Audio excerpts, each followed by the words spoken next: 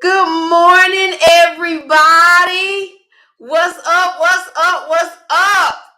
It's Saturday morning, and you know what time it is, baby. It's time for the Couples Lounge Show. I'm your girl, Candace, and this is my sexy husband, Ramon. What? Good job, y'all. Y'all see that? Oh, we getting better. And we come and we do this every Saturday at 10 a.m. where we talk about love, marriage, and relationships. Ain't nobody doing it like us. Because they ain't us. And so if this is your first time tuning in to the Couples Lounge, welcome, welcome, welcome. We appreciate you. You'll see how we get down, how our followers get down. We call them family members. How they get down in the comments. So feel free to join in the conversation. Talk back to us. And we got a special guest on today's show. We have a special guest. Thank you, TD. TD said I already just shared. Good morning, everybody. And so, y'all know the tip we've been on. We just feel like marriage is in a state of emergency. So many people are giving up. So many people are throwing in the towels. Some marriages or couples are sitting thinking like, do I still want to be in this thing? We've been there and just pushed through, overcame, and just by the grace of God and what God had planned for us. And so you want to say anything to the peeps this morning? Yeah, if I look crazy, I'm sorry. I was shaving. And what the heck? And I tried to fix it and it was like a little strip. I'm like, gonna cut it all off. So I look crazy, like, dang, why mom look different? I'm baby face right now. It's growing back, but yeah, I look crazy for that. That's the reason why. I don't understand why baby do that either. He'll go to the barbershop and then the next day he in there. I don't know if that's that Kappa in him or what. My hair on my face grows fast. Mm-hmm. It grows fast, so I like a clean shave. And I gotta leave it to the barber, really. Oh. I need to just cut this and leave this to him. I gotta fix these. My little girl said, ugh. Oh no, everybody was like, man, you look different. Like, shut up. All right, so y'all had to fix that because the sun was coming in. So we got the Redmons in the building. Yeah. Let me introduce the Redmons. Stop laughing at me, kinfolk. All right. Good morning. So we are bringing Nakia and James Redmon into the conversation. Absolutely. They are the creators of the marriage ministry, a competition of two powerhouses in the building on today. Y'all, it's about to be good. Yes. It's about to be real good on this morning. And so we knew James from college, but I had the honor and pleasure of meeting. We had the honor and pleasure. I met her at the same time you did. Can I say what I'm about to say? We is one. Say we. God. There you go. The kids at the same time at their marriage retreat. Wait, did I think I might have met her before? I think you did. Did I meet her before at Jarvis or something? You met her first at Jarvis. Yeah. Sure did. Okay, baby, right. My bad. You met her. Okay, go ahead, baby. Go ahead. And so I would tell y'all, Nakia was one of those like that just that energy, like that sister friend that you meet and you just vibe with her like immediately. Yeah. Like this girl is dope or this woman is dope. Yeah. Like she just cool, and that's just what it was from the moment that I met her. Yeah. So I am so elated to have them both on the show this morning. So also, Redmon is a member of Kappa Alpha Psi Fraternity Incorporated at Jarvis Christian University. I had to throw that out there. It's university now. You called that? You called that? University. All right, so y'all want to say what's up to the people? Hello, everyone. Good morning. Good morning. Right. All right, so Y'all have been married. We just been jump into it. Y'all been married 14 years, right? Right. Yep. Okay. So in your 14 years, just give us a quick snippet of what was your love story? How did y'all get together? Yeah, how did y'all meet? How did that transpire? So Well, he can tell you what I had on the day we met. What I had on. she had on a white shirt, the brown skirt, the brown boots. She had the little white net hat on. We were going to eat at Wingstop. Listen. I remember that. I was like, who is this? So y'all met at Wingstop? Now, well, see, what happened was we were both in Texarkana, Texas, doing an internship for the government. She was already there. My class was starting. So what happened was their class invited some of the people from our class to go come out to eat one Friday night. We all went to Wingstop, and that's where I seen her. Oh, okay. But Baby, that outfit must were have been friends. thick. Right. He remembered. He used to say the suede skirt, suede boots. I was like, I remember the boots. Hey, I put that post. When you find it and you see that one, and you be like, yeah, that's her. That's her right there. Listen, but look, let me take a long story short. So we were friends. So we didn't date because I was actually dating somebody at the time. So we didn't date, but we stayed friends for a while. And then somewhere, he's from Huntsville, and I ended up moving to Huntsville as part of the program. So we met at a football game in Birmingham one year, right the year before we started dating. We met at the game, and he introduced me to his mom. He said, "Hey, this is your future daughter." And then a year later, we were engaged. Okay. So James, did you really know it? Like the moment you saw her, did you feel it or know it, or from the time that you saw her in that outfit? So when I saw her in the outfit, that probably was like 2 or 3 years before I introduced her to my mom. I don't know. It was just something about her. You know how you just see somebody the first time. I ain't gonna say that she was the one when I first seen her. It was just it was something about her. So it was more. I seen her. I like what, but we got to, like you said, we got to know each other. So we stayed in the same apartment complex when we were living in Texarkana. So we knew each other. We were friends with each other. Matter of fact, Darnell Whitney, her and Darnell were friends too. So he kind of knew between the both. He kind of knew that I'm feeling her, and and they were friends. They were friends and talked. But the thing is, I went overseas to work. I went overseas to work for about 2 years.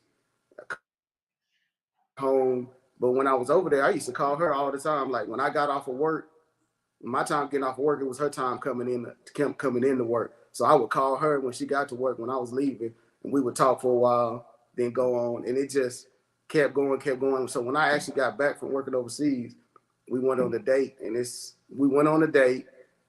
Then I moved. I was back in Texas. She was still in Alabama. She said, "Hey, I'm going to Niagara Falls for a class." I was like, okay. So I was like, hey, you mind if I come up there? And went up there, and that's when it really came official. We went to Niagara Falls. No, Syracuse. I'm sorry, Syracuse. We was up in Syracuse, New York. So I spent the weekend with her up there. She's been rocking hard ever since. Hard headed, fighting, loving, everything else. Right. I think it's so beautiful when you can go back and see like when God first brought you together, like just to think about your love story and how I ended up at this college because I saw many a college, but God saw fit for me to end up at Jarvis to meet him. So it's always beautiful to hear how God brought people together unexpectedly. Yeah. Wasn't even looking for a husband, wasn't looking for a wife, but God ended up connecting y'all. Right. What you say? He said God did it. Right. Yeah. So let me ask you all, being married 14 years, what have you discovered is the essence of marriage? Well, You know, we're like a sports family. Our kids are real active, so we think of it as you know how you have a good team, and then you have this dream team that you can kind of put together. It's more so that it's like this bond, this unbreakable bond, this incredible team, you know, that you form, and you're in control of. You're the coach, so you take just like he both of his parents are still together. Both of mine are as well. And you take bits and pieces. So he can't be, you know, you struggle at the beginning because he's trying to be James and Gwen, and parts of me are trying to be Barbara and David. But you know, you can't take all of their rules and the things that they did in the same way, because he tried some of that, and then it some of his James, you know, battled with my Barbara. So it was just like, wait, that's not working. So eventually you come to a point where you start to make your own plays.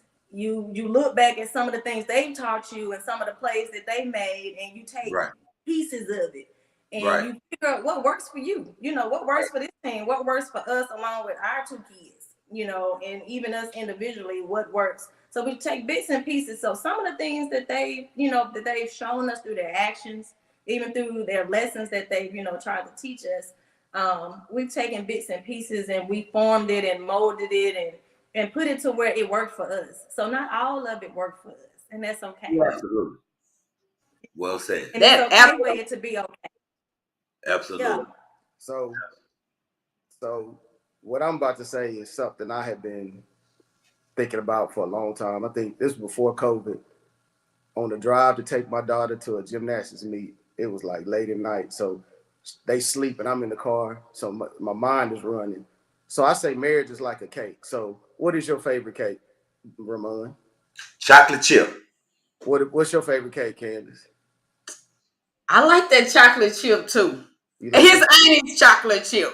So if I wouldn't have met them, let's just say it probably would have been like a strawberry. Strawberry, yeah, okay. That's my favorite. Okay, strawberry. But so I look at marriage as a cake.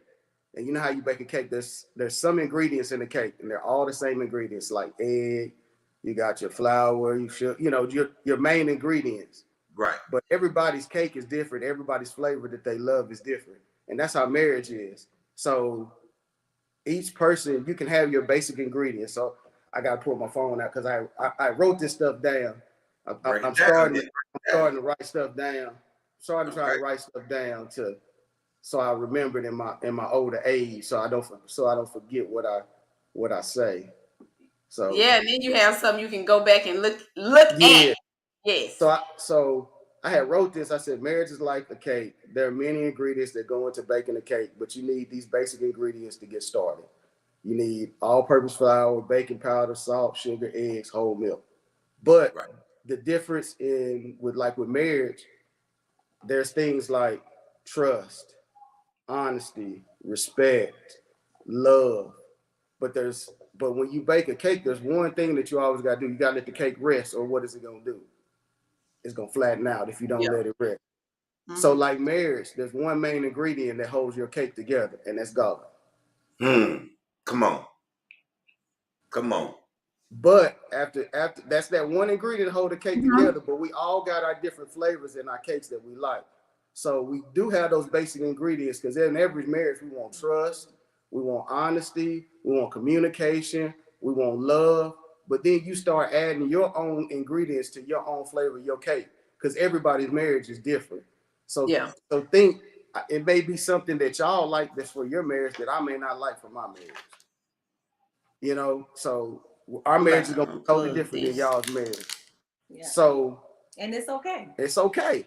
Right. That ingredient that's gonna hold your marriage together is God. Absolutely. And I would say, and the great thing about marriage is that journey. I know for us, we started out with knowing that God was a part, that main ingredient, and then, like you said, Nakia, when your childhood, basically what I took from what you said, your childhood started showing up in the marriage, and you starting trying to figure out what parts of us is gonna work, not part, and then we can start pulling away or not having God as that center, and then we got to find our way back to the center. aspect of things, what would you all say has been one of your biggest challenges in marriage? Like I said, there's so many people that, as they're trying to figure out how to become this one team based off of, life or whatever. Right. What has been y'all's biggest challenge that y'all had to overcome? I think to me, and it's still a challenge, is communication. And we say it, and we steady say it, and we steady don't kind of overcome it. But one of the things that I think that I appreciate about us is that we can talk about it. So we just don't sweep it under the rug. We don't say communication is our issue and then push it back, under the rug and never address it. But that's the thing with this is Gwen and James sitting right here. You okay? So whether he knows it or not, this same person is sitting, upstairs, within our kids. And so there's things that he does that he gets from his parents, whether he knows it or not. And so one of the things, if you've ever been around his dad is he's just quiet. He just, you can be excited and that's what you get. You can be upset and mad and that's what you get, and I can ask a question and I'm getting that same thing. And I'm like, that was a question. I literally now I have to say, hey, that was a question. I'm waiting on an answer. But yet he can ask me something and he'll say, huh? I'm like, I ain't say nothing. You know how I feel? Mm-hmm. That was something. So it's like I have to constantly remind him that you're not answering me, but the same thing, if I ask you something, I want a response back. And if you can't give it to me right then, just say that. Yeah. But when you don't say anything, it feels like I'm being ignored. Right. And then we see it in my son. I have to tell my son, I just asked, that was a question, son. And I'm like, they're seeing this. Even with me, they're seeing it, and we're teaching them how to act and respond. And so guess what? He's gonna take that to his significant other one day. And so I'm trying to teach him, like, when I ask a question, when I send you a text, I want a response back. It's called, simple communication that we can get really offended with, and he'll even tell you, and I got upset because when he had in his mind, he want to do something, he want to do it. So when it came to let's go to the retreat, he wanted to answer like right then. I was like, let me think about it. You just asked me this morning, sir. That's commitment. That's not, we got to plan the whole thing this morning to this afternoon. You want to answer. But then when I'm asking something, I have to wait, or I have to prod, or I have to remind you that, hey, I asked and I want some feedback. So it's that part of our parents or things that we learn and not realizing we're learning, and that piece don't work for me. And I love him and his dad, but I need to talk, I swear, like, as you're sitting here talking, I'm like, yo, we are literally, when they say it's only one God, one spirit, we are all just one people. Mm-hmm. You're sitting here saying the things that I do all the way in Texas, like, literally, Nakia, I say that sentence to my kids. Yeah. That was a question. I'm not, when I tell you I'm not lying, I say that. And when I was laughing at us the other day, and I'm like, God, you must want us to be the king and queen of communication. Because sometimes this just be crazy. Like, he's saying one thing, I'm saying another thing. Sometimes we saying the same thing, but saying it a different way. And I'm glad now that I can laugh at it. But oh my God. It used to be so frustrating. Now I just take it like, you gotta want us to be the king and queen of this, because this is a different. Like, when I text you, I see you read it. Right. You're not gonna say nothing. You're not gonna say okay, bet, nothing. I'm at work. But he at work doing everything else. But I ain't gonna put that all out here. Whatever. You text me when you want to text me. So, James, okay.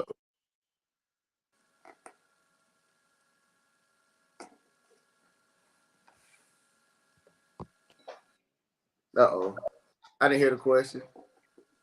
I said, do you see Has yours been the same? The biggest thing you feel like y'all had to get over? Our communication. That's probably the biggest thing. And that's just something that we just gotta steady work on. Even today, when she texted me and was telling me, she was like, "Candace send us a question." You know, she asked her something, and she sent me a text message of what her thoughts were on something. And, but I knew, I was like, I read it, and I was like, if I don't respond to it, she gonna get pissed off at me about it, and we're gonna get on this show, and she gonna be mad at me on this show because I ain't respond back to her text message. So I made sure I sat my butt down and text back my response and my thoughts on what was going on. And she texted me back with a, what you say? Come through husband. Yeah, she said come through husband. So that was like a plus for me, because I sat down and actually read through her text and gave her my thoughts on what I felt. But that's the type of communication. It's those little small things, like even if it is a little text. But I do catch myself. I mean, I do catch myself, and I am like that. It's like when I'm locked in on something I want to do, I'm trying to figure it out right then. And even though she was talking about the retreat, I was like, hey. Answer right now. Hey, it's September the 4th, the last day. They only got they only got one spot left now, babe. We got to hear her make this decision. Come on. And she went off on me, not because she didn't want to go to the retreat, but she went off on me like, make it right now. Transparency. Can I get that same energy when I'm talking to you about something else? And I was like, but you know, sometimes you get, I take it in the wrong way, be like, man, why you even bring that up, man? I'm trying to come to you about something about us. But her feeling is, when I communicate to you about it, your excitement is not the same way when I'm talking to you about something with us. And I was like, forget you, and walk away, but then had to come back and be like, hey, I'm sorry. I get what you're saying. He didn't apologize this time. It took him a minute. It did. But yeah, I be on that same excited. He was legit excited about the retreat, which I want him to be. But I'm like, but when I was trying to plan something, I didn't get an answer. I didn't get a response back. I had to come back a week later, and you still didn't say nothing. Then I came back in, and I'm like, and now you excited? Wait a minute, sir. Right. Get up at this house. Get up at this house. Right, all in Texas. But it's so beautiful just with y'all speaking about that. I think which is gonna make me go into getting a better understanding of communication, because this is like across the board. This is a reality in many relationships where the communication is different. Yeah. And that it can sometimes feel like a struggle, an issue.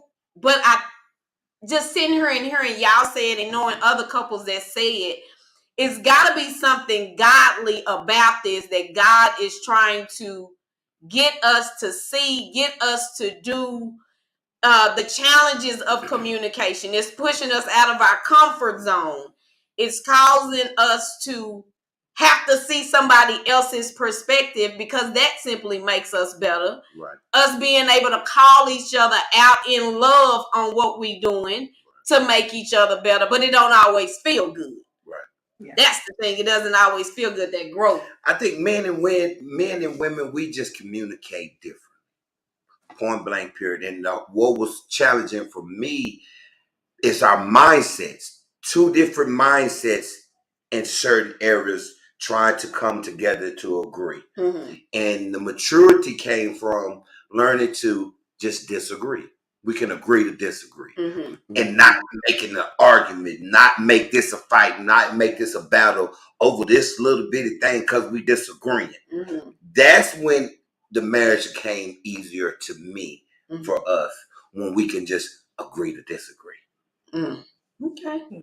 For those of you that are just tuning in, we have the Redmons on the show. Yeah. They are the power couple of the Competition of One Marriage Ministry. Got a Facebook group called the House of Redmon. If you're on, obviously you're on. Well, if you're on Facebook, look up Facebook groups, the House of Redmon. That's theirs. And so Nakia wrote a book. Y'all. Yes. It said, I fight for my man. That's the name of the book. Y'all, I started reading the book. I couldn't put it down. I'm like, oh, Lord, hold on. I'm going to go do that. And put it down. That's how good it was. And I don't know, maybe because I could relate a little bit. So tell us what caused or motivated or birthed the book. And y'all can, either one of y'all can take that. What birthed the book? Not me.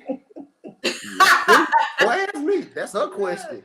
Ken, did you know you and I are kindred spirits? So it's kind of one of those things when the spirit hit us, it just hit, it stick. And in my mind, I was thinking, God, surely that is not what I heard. Say it again. Say it another kind of way.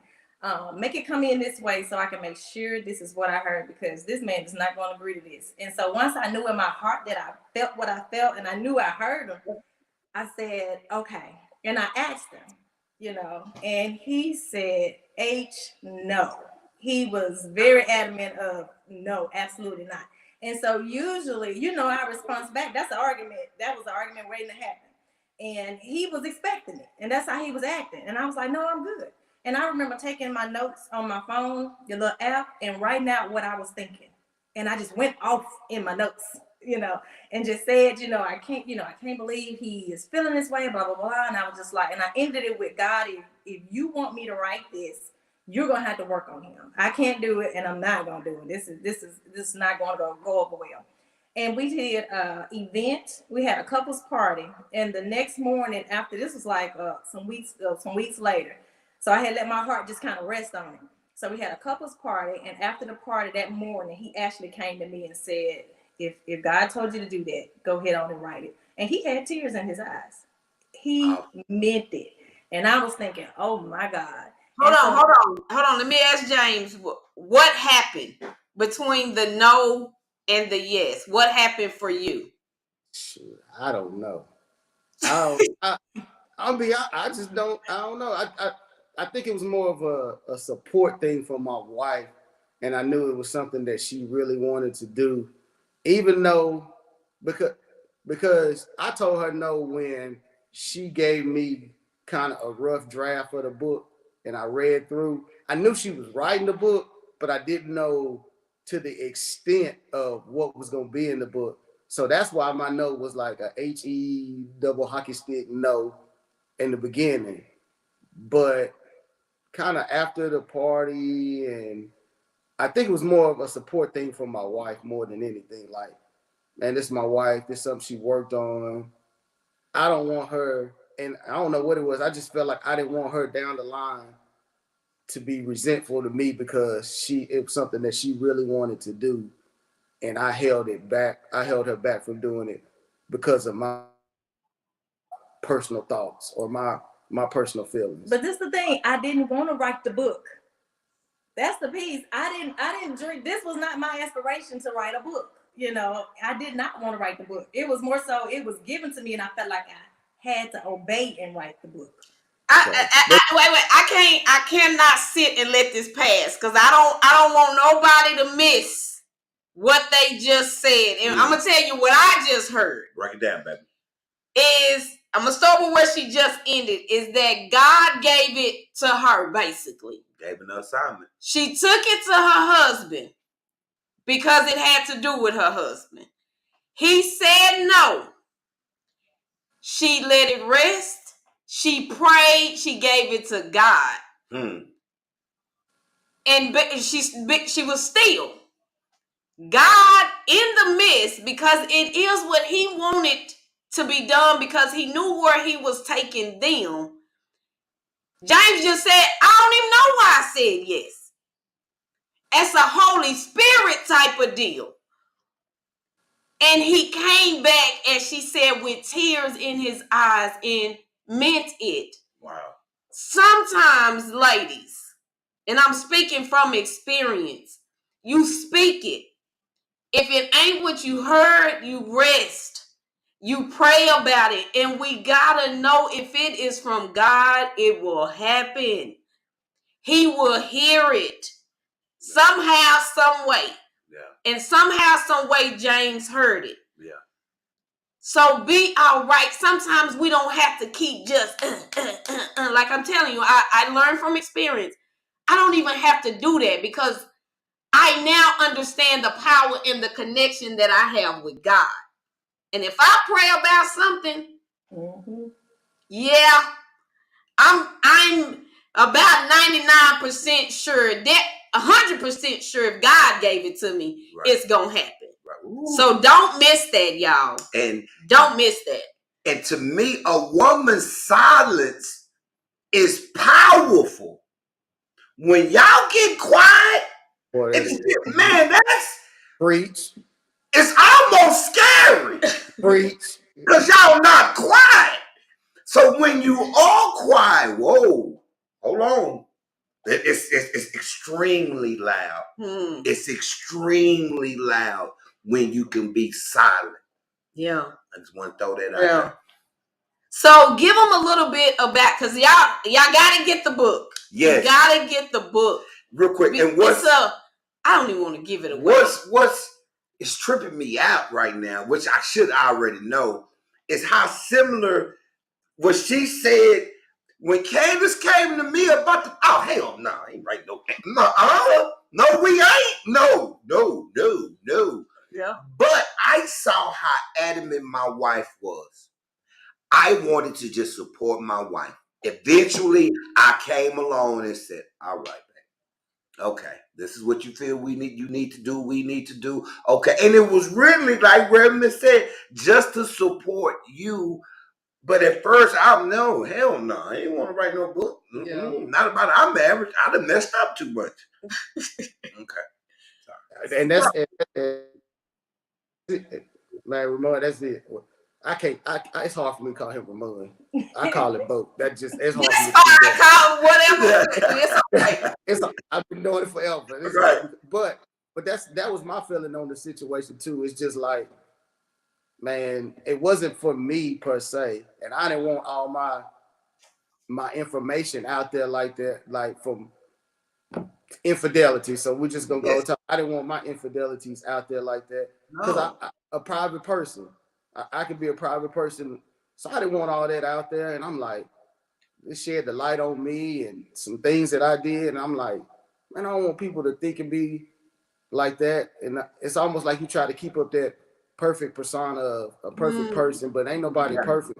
But it made me realize, like, man, so what? If you judge me, you judge me. But at the time that she wrote the book and the time that the incident happened was so long ago, that I was like, man, if you judge me off of something that I did when I was young, let me see the book that you wrote about what you did. Come on, man. There's skeletons in everybody's closet. Everybody got skeletons in the closet. Come on, man. Mine just in a book that you can buy on Amazon. You can get on. You can inbox and get the book. Big facts.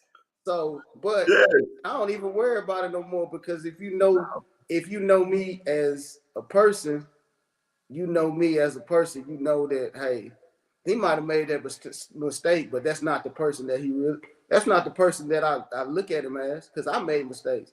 I know James Redmon, and I know who he is. So, but that was my biggest issue, was just like Bo said, man, just putting my personal business out there.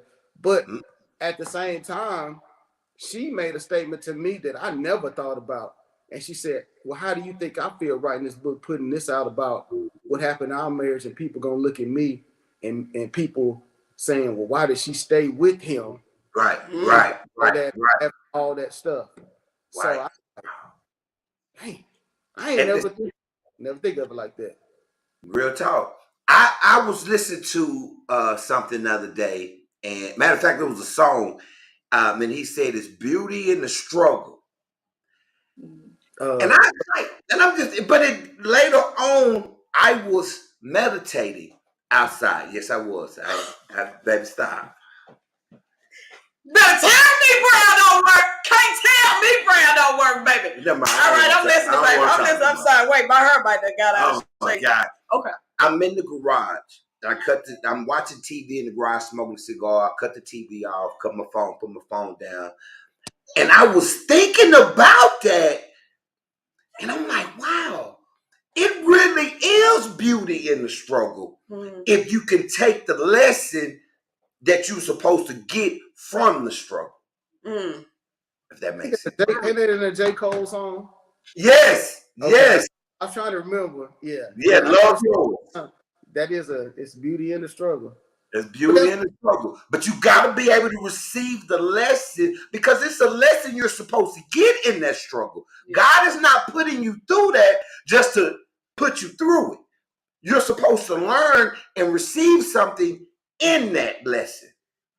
This is a quote I said, well, I don't know, Holy Spirit, that life is lived forward but understood backwards.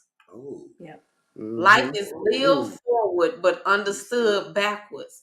And so, Nakia, I want to ask you, why the title "I'll Fight for My Man"?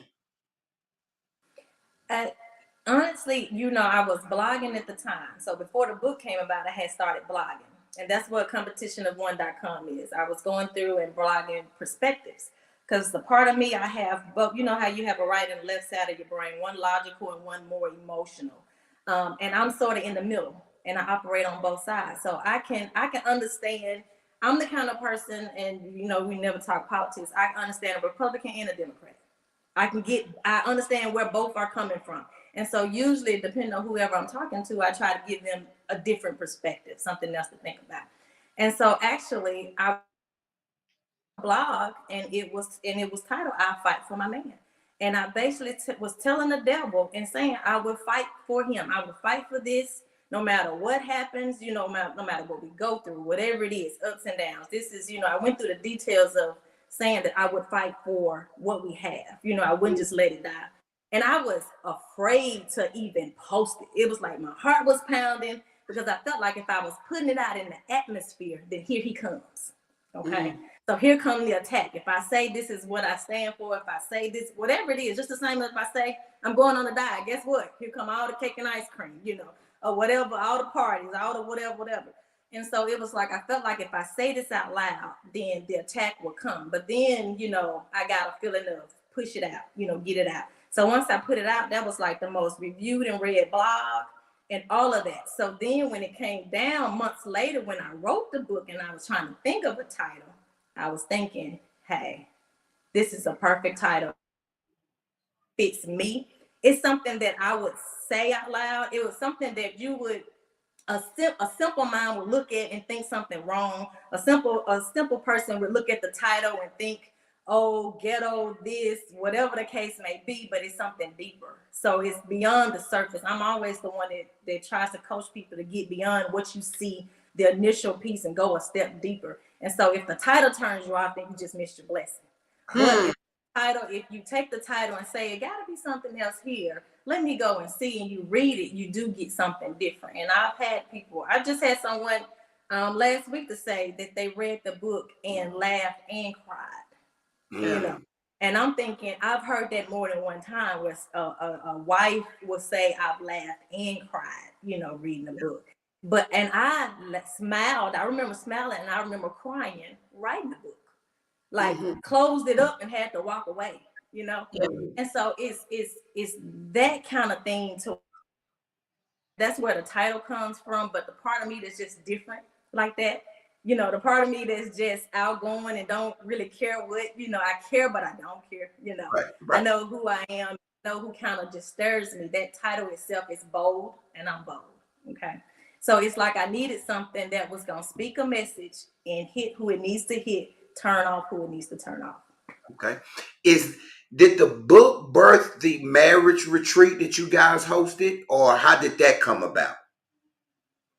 It was actually after that party. It was like everything was just happening at once. After we did the couples party, him and I talked about, I was like, okay, let me tell you, and this is how I would approach Jane. Let me tell you what I heard.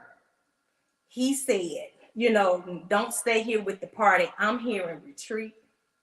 Okay. So when he had gave me the okay with the book, I said the book is something we have for the retreat. It'll support the retreat. And it was just like, it was very spirit-led. It was just like, let's go. And after that, we heard it, and he was okay with it. It was like, okay, let's go. You know, because one thing about it, I've learned along the way that he's gonna speak to one of us, and it just takes the other one to support, to listen. Okay, he may not speak to both, but he definitely is gonna whisper to one of us. Okay. Yeah, nice. And see, that goes to the power of marriage. Like you saying, like God is very clear on what He wants that couple to accomplish together. What He's clear on what the individual needs to accomplish, and like what you just said, Nakia, is that He's gonna speak. He's going to speak to one person. That's why it's so important for both of us to have a real relationship with God, our own individual relationship, right, but also that of a couple, because of the messages and the downloads and the ideas that God is going to send your way. And we got to both be connected so that one of us, somebody got to be heard from God. Somebody. And so that goes to just having Him as the center. And I will tell y'all what the book actually does. Hey, Yolanda Bean. Like that couple right there, I'm telling y'all, I swear that's one of them couples I smile at because of y'all retreat. Yep. Every time I see a post from them. Yep. But that book is a story of forgiveness. That book is a story of redemption, of we will win, like despite what's going on. I'm not for sure at what point in y'all marriage it happened, but today y'all still standing here together 14 years later. And it definitely was one of them books. I'm telling y'all, once y'all start reading it, you like, I was waiting to see what happened next. What? And the title kept sticking in my head like, okay, when that part going to happen? So it was just good to see like all the highs and lows. And the reality of it is infidelity is something that a lot of marriages have to deal with, and a lot of women or men, if he's on the other end of it, don't know how to get past it, don't know if they can get past it, don't know if they should get past it. Right. And so I think that's one powerful aspect of the book. So if you have ever experienced any type of, I'm not going to even just say infidelity. If you have experienced any type of hardship, get I'll Fight for My Man. Go to Amazon and get the book so that you realize you don't have to throw in the towel on your union. And that's why I think it's important for us to continue to doing what we do, for the simple fact to show other couples it ain't just you. Mm-hmm. So many couples are suffering in silence. Yeah. And a whole bunch of areas: communication, trust, emotionally, financially. It doesn't matter. It's a number of ways couples can struggle. Mm-hmm. And a lot of them are doing it in silence because you were, for the most part, especially if you're around our age, you were taught whatever goes on in your household, shut up about it. You don't tell nobody. It was almost foreign to talk about what was going on in your household because you was taught not to, for the most part. So this book really is a blessing. The marriage retreat that you guys have was a blessing. Y'all page is a blessing, and hopefully someone that's watching and hearing your story is a blessing for them as well. Baby, Mom love the competition, the one marriage retreat. I'll say, man, say. I tell everybody about that retreat. And I'm not lying, y'all. I'm not saying that because y'all heard. I mean that for real. I really love it. So one of the things Bo just said is, we used to try to hide what we did in our marriages because we didn't want people to know. One of the things that we always talk about that we love that was at our retreat is when the men go out after the retreat was over with. And as men, we always keep things bottled up and we don't talk about it. And when we sat out there them nights and we hung out and we talked as men, and we got to realizing that, golly, he going through the same thing that I've been going through, or he done been through that too. I ain't the only one. It opened up a lot. And that's the thing. Yes, you're gonna be embarrassed about something that may happen in your marriage. Right. But realize that, find that couple, find that person, find that friend not the friend that's single. I'm not knocking single people. Not the friend that's single, but the married person, and Right. talk to them and just open up and say something to them, and you'll be surprised, dude. I've been going through that same thing, or female, or baby girl, I've been going through that same. I know what you're going through. I've been through it. Yeah. So, and that was I guess that's one of the biggest things that I've seen. So I noticed that it ain't just me. I'm not the only one to go through it. No. It's the only one. So I can't. Why am I beating myself up about it? Right. Thinking I'm the only one in this world that's got this issue. When there's million other people that's got these same issues. It's about how you handle those issues. Well, and another thing to piggyback on something that you was talking about, Candace, when you talk about how one person may be talking to God about something and want something, and you just pray about it. So, just saying, we try, when COVID hit, it kind of shut down our whole thing with our retreat. We weren't doing as much. She been wanting to do it. And it was probably about 3 Sundays ago. We were sitting in church and he was preaching some sermon about something. I don't even know. I forgot what it was, but you know how you find a nugget in a sermon and it hits you. And that's what it did. Something hit me. And after that, I was like, babe, yeah, we need to get it. We need to. I'm ready. I'm ready. Yeah. And I'm ready to get it back. I'm ready to get us back started. And she said to me, it's like, I've been talking about this for a while, this, and that. Now you going, I said, but I know I hear you, but I heard it. I was sitting in church, and just something hit me that said, that's it. It's that time. And then I thought about y'all, and I just had to throw y'all your retreat too. And I was like, we've never been to a retreat as a couple. We've always done something, marriage retreat, marriage party that we. Hold on, y'all. Y'all done froze. Hold on. Because you hit that low mode. Okay. There you go, James. Okay. Sorry. What'd you say? But I was saying about we've never been to a retreat. It's always been our retreat, our marriage party. So I was like, let's go to the retreat because everybody needs some type of, they need get fed, right? Yeah. And we've never been fed. We've always been that couple that's feeding, and we've never been fed. So I was like, man, let's try it out. It just happened when y'all's treat, it happened at probably almost the perfect time with us and the kids. So, we needed it, we hope to get the best from it, and we trust y'all. That's why we coming from Alabama, coming all the way to Texas to the retreat, because it's like, okay, we need it. We really need it, and we trust in what y'all saying. We see what y'all done. I'm gonna give y'all your flowers. I'm gonna give you your flowers because y'all been doing this strong through COVID, through everything that's going on. Because we were coming to the first one y'all was doing, and y'all had to shut that down, but y'all kept fighting and go and just keep going, like you said. And God has willed a path and willed a way for y'all to have y'all. So y'all supported us for 2 years. We gotta come support y'all. I really appreciate that, my brother. Appreciate it. Y'all flowers. Quit touching my leg. I'm talking to you. Y'all, I'm like, come on now. Golly, what I tell you, they all up in our house because we be over here doing the same thing under the table. So I want to ask y'all more about. We just hit on it a little bit. The competition of one. What does that mean? Where was that concept birthed from? I can't stand him. Oh, you can't see me. Yeah. More so from, even though we are into sports and all the other kind of stuff, I've never been a competitive person. You lost, okay.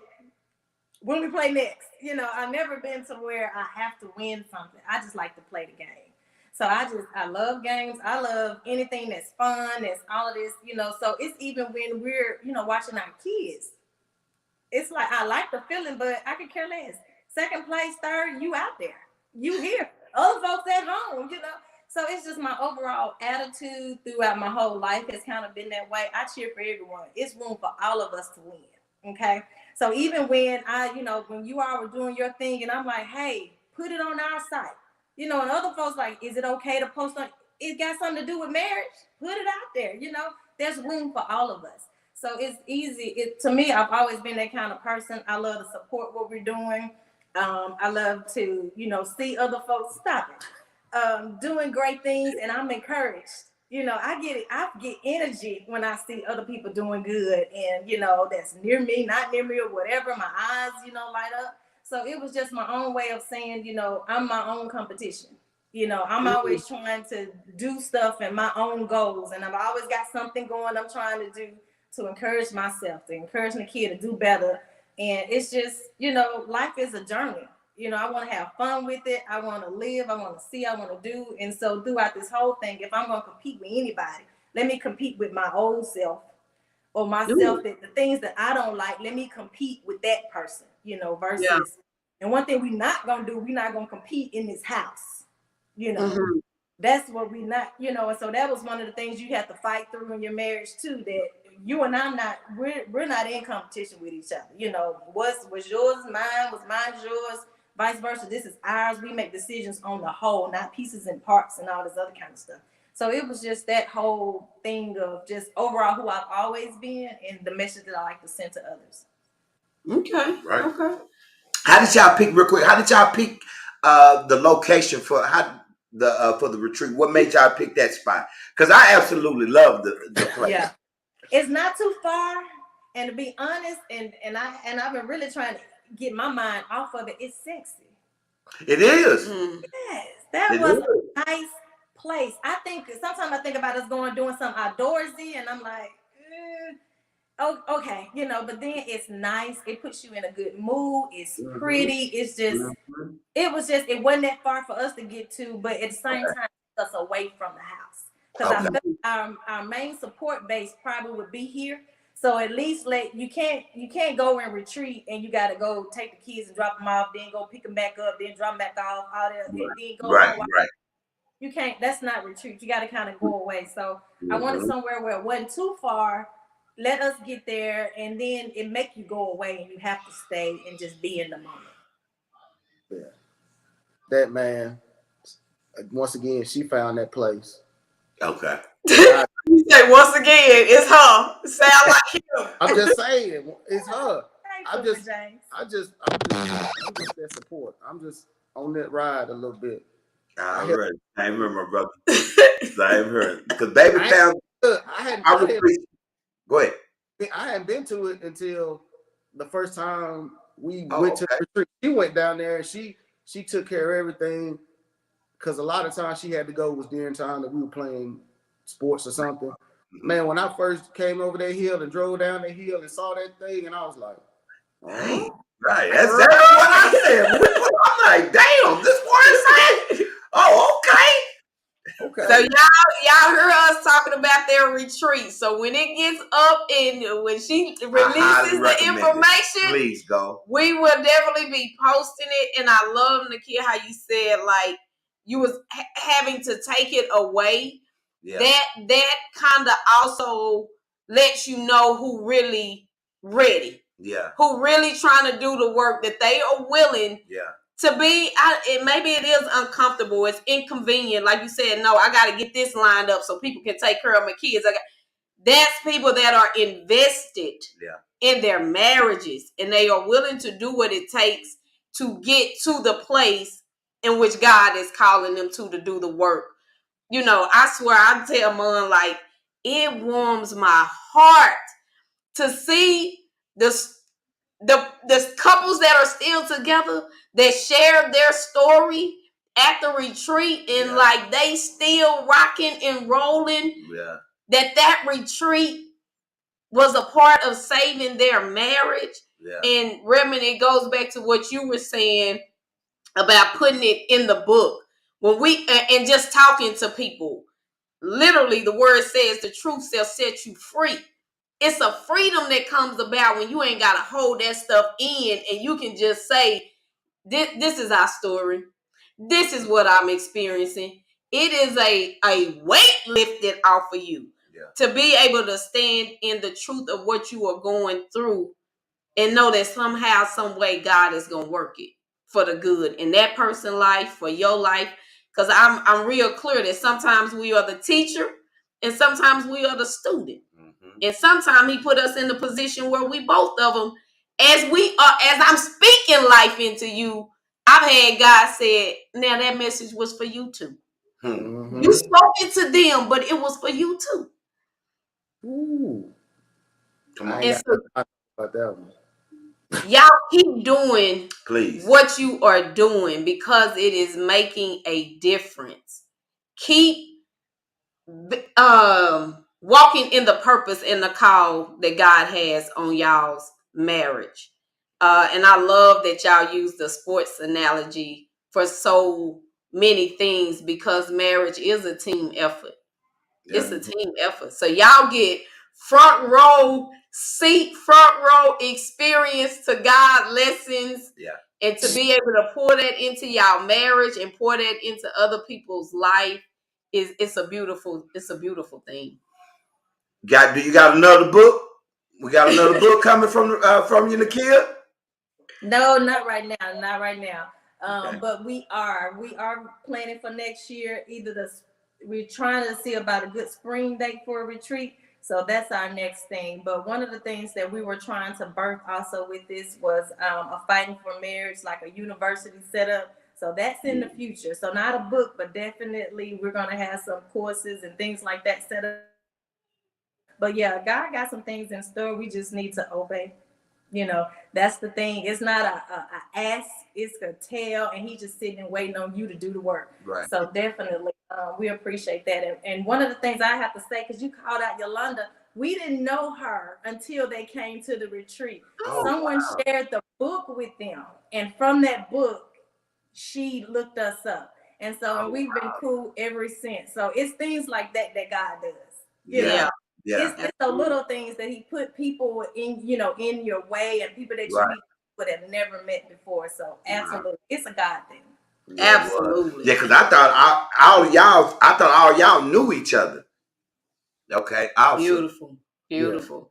They went into oh Lord Jesus, every time y'all open your mouth over there, I can just hear just God, if you be obedient. I don't know if you caught us saying if you be obedient. And people are hosting things, and I'm saying this to say we don't have to keep suffering in our marriages when God is placing things, whether it's retreats, whether it's coaching, whether it's just a mentor person. The things are out there to support you in your union. And so take advantage of it. You never know what God is going to do. And I love how you said fed, because y'all have never been fed. A lot of times we use the word tune up. You need a tune up in your marriage, but I like the feeding. I like that term more than we need a tune up. No, we need to be fed. Right. We need to be fed off of something to fill us up. So this is before we leave. Y'all know we always do a somebody should have told me moment at the end. James, I want you to speak to the husbands right now. Or the men that are desiring to be married, what word of advice would you offer him about his role as a husband?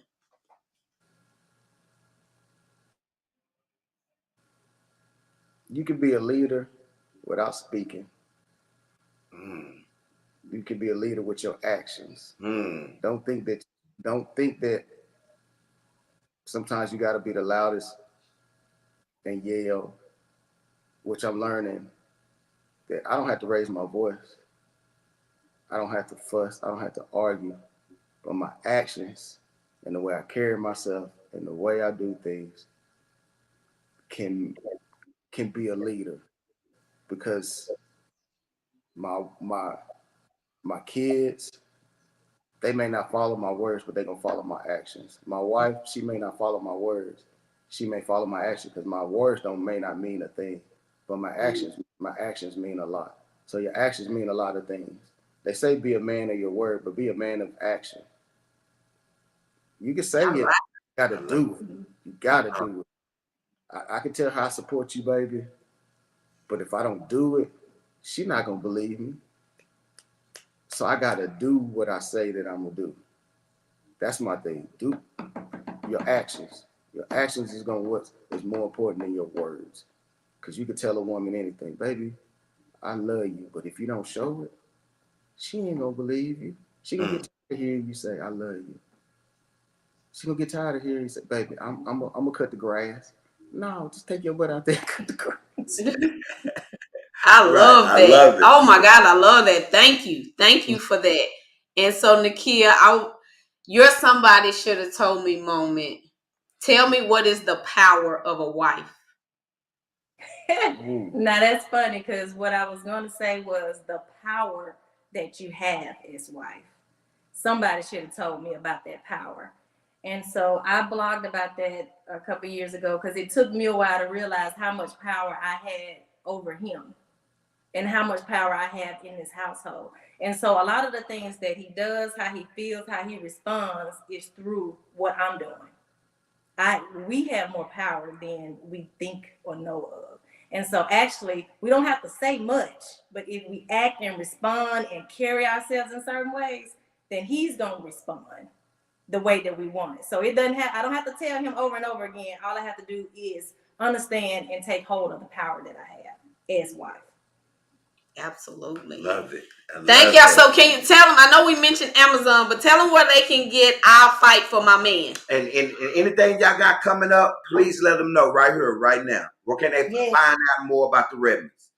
So look, first look us up, The Real House of Redmon on Facebook. Connect with us, all married couples.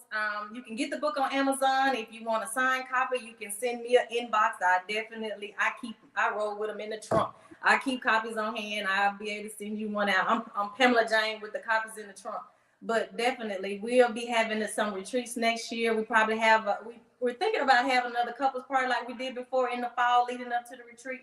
So definitely just check us out on Facebook. More to follow. Okay. And where are y'all located? We're in Huntsville, Alabama. Huntsville, Alabama. Okay, so y'all here. They're having a retreat next year. So this is September the 9th. Start putting your money back now. Get you a separate savings account. This is our investment into our union account. Just start putting back $100 now, $100 now, $100 every month, every 2 weeks, so that when the time comes, you can take a trip. Because it's not just the marriage event is the big thing, but you get to take a trip with your boo. I was in some group, y'all, and I know we're finna end the show, but they had been married for, I want to say it was like 14, 15 years, and she said, we've never had a vacation. Wow. They had never been anywhere together as a couple. And I was like, man, that is the reality for some people. Yeah. So y'all start preparing now so that you can be right in Alabama. And leave them damn kids at the house. Boy. Because I think that's the problem sometimes. It can be an issue. We're so invested in our children and our kids' lives we forget about this right here. Everything is about them. Making sure they go here, making sure they get this, making sure they have that they eat, that we take them to practice. And you look up and we haven't spent quality one-on-one time, and this is dwindling because we're focused solely on that. The kids gonna be gone. Yes. Y'all gonna be looking at each other like, and who are you? Right. And what? Then you gotta start, not all the way over, but God dog, we starting from ground zero get back to us. Man, we got about a year and a half, 2 years, and you can walk around like you want to. Oh my God, stay focused. Look, under the table. Right. So thank y'all so much for being with us on this morning, sharing all this spiritual wisdom and nuggets that you all have given us, and just continue to keep going in your union. Continue to be that great example for your children as to what love looks like. So thank you. Thank y'all for the invite. All right. Yes, sir. Man, look forward to seeing y'all at the retreat. All right, we'll holla. Yes. Thank y'all for everybody that's tuned in. And for those that did not know, we did sell out of the retreat. Thank you. All glory be to God. Sold out. So now let's sell out the Power of Me class, because there are some wives that need it. That you heard Nakia say, the shifting of the power of a wife. When you show up differently, it impacts him. And that's one thing that that is what the Power of Me class does, that I'm hosting in Grand Prairie. Any woman can attend, that you are ready to elevate you. You heard her say the competition of one. Getting rid of your old self and evolving into your new self. Yeah. And so for those women that are even interested in being married, those that are looking for her significant other, they are not the main focus. But when you change, everything in your life change. Yeah. You attract different type of people. So we are starting to sell those.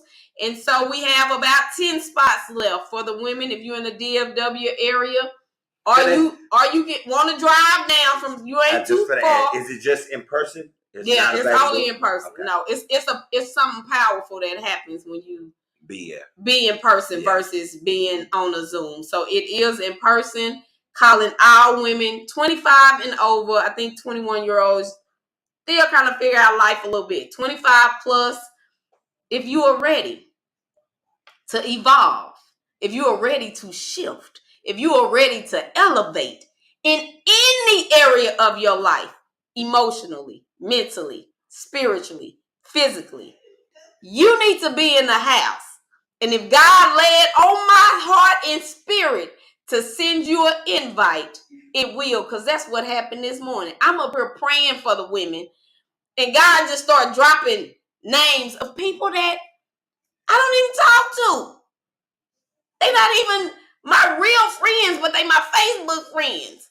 But I'm real clear on how God works. So if you're in the DFW area, if you don't mind driving to the Grand Prairie area, it's your time. The Power of Me. Calling all the ladies. Pray about it. Ask God, is this where I'm supposed to be? Is this where you would have me to be? And watch him speak loud. I love y'all. See y'all later. Got to go watch Dion. Bye.